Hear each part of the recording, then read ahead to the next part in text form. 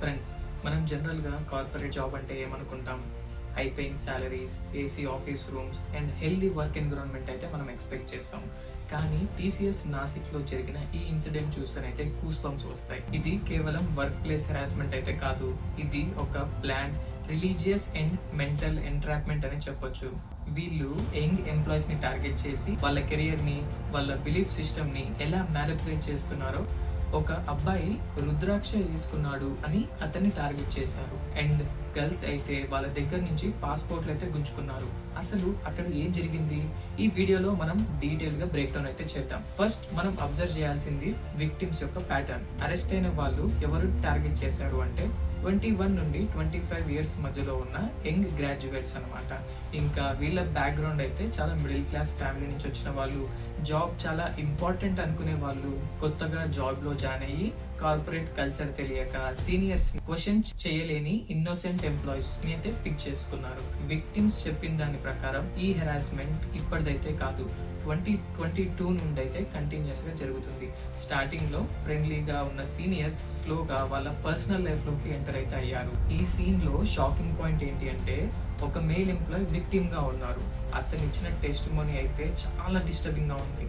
అతను స్టార్టింగ్ లో రుద్రాక్ష ధరించేవాడు. అది చూసిన సీనియర్స్ అతన్ని టార్గెట్ చేయడం అయితే స్టార్ట్ చేశారు. ఇది తీసేయాలి అని అయితే ఫోర్స్ చేశారు.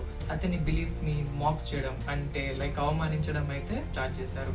స్లోగా ప్రెషర్ అయితే ఎక్కువ చేశారు. అతన్ని ఫోర్స్ఫుల్ గా వాళ్ళ ప్రేయర్స్ చేయించడం అండ్ డ్రెస్సింగ్ స్టైల్ ని చేంజ్ చేయమని ఇలా అయితే చేశారు. ఇదే విధంగా ఫీమేల్ ఎంప్లాయీస్ కూడా చాలా స్ట్రిక్ట్ రూల్స్ అయితే పెట్టారు. వెజ్ ప్రిఫరెన్స్ ఉన్న వాళ్ళని అయితే ఫోర్స్ఫుల్ గా నాన్ వెజ్ కి అయితే కన్వర్ట్ చేశారు. స్పెసిఫిక్ రిలీజియన్ అటైర్ వేసుకోవాలని అయితే బాగా ఫోర్స్ చేయడం అయితే స్టార్ట్ చేశారు. దీన్ని మోడర్న్ స్లేవరీ అని కూడా అనొచ్చు. కొంతమంది విక్టిమ్స్ దగ్గర నుంచి అయితే వాళ్ళు పాస్పోర్ట్స్ కూడా గుంజేసుకున్నారు. మీకు ప్రాజెక్ట్స్ అవుట్ ఆఫ్ కంట్రీ వస్తుంది, లేకపోతే అడ్మినిస్ట్రేటివ్ రీజన్స్ వల్ల ఏదో ఒకటైతే చెప్పి పాస్పోర్ట్స్ అయితే గుంజేసుకున్నారు. వాళ్ళ మీద ఫుల్ కంట్రోల్ అయితే తెచ్చుకున్నారు.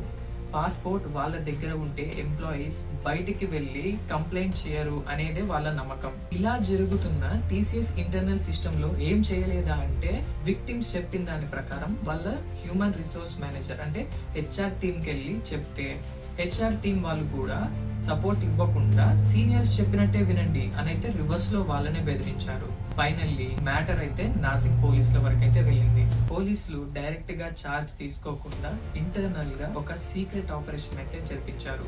అందులో కొంతమంది ఫీమేల్ కానిస్టేబుల్స్ ని అందులో ఎంప్లాయీస్ లాగా జాయిన్ చేపించి ఎవిడెన్సెస్ అయితే కలెక్ట్ చేసుకున్నారు. ఇందులో బయటపడ్డ విషయం ఏంటి అంటే, సీనియర్ ఎంప్లాయీసే కాకుండా హెచ్ఆర్ టీమ్ లో ఒక ఫీమేల్ మేనేజర్ కూడా ఇందులో ఇన్వాల్వ్ అయి ఉన్నట్టు తెలిసింది.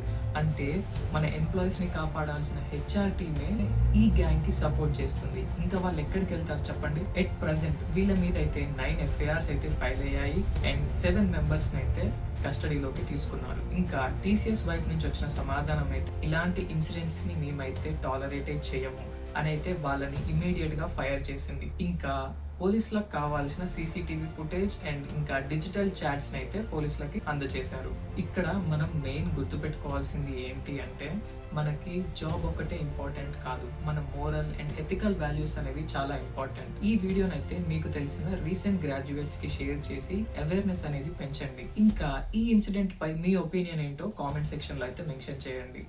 Thank you for watching.